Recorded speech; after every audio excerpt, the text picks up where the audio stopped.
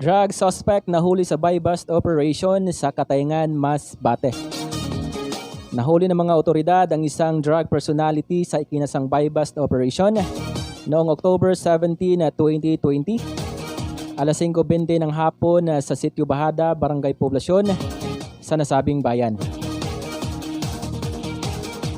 Nakilala ang suspect na si Fortunato D. Bajo, 32 anyos at residente ng Barangay Concepcion sa nasabing bayan.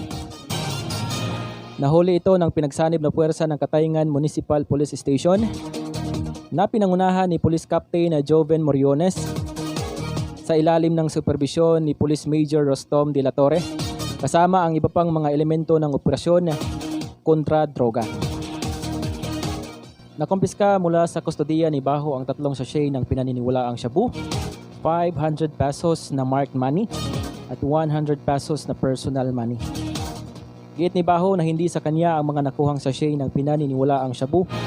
Ganon din ang pahayag ng kanyang ka-live-in partner na hindi ito magagawa ng kanyang kinakasama. Masakit po, pero imposible gayon sir na nag-ano siya.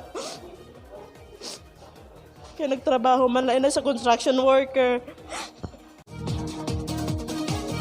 Kasalukuyang nakakulong sa custodial facility ng Katayngan Municipal Police Station ang nasabing suspect dahil sa paglabag sa Republic Act 9165 o Comprehensive Dangerous Drugs Act of 2002.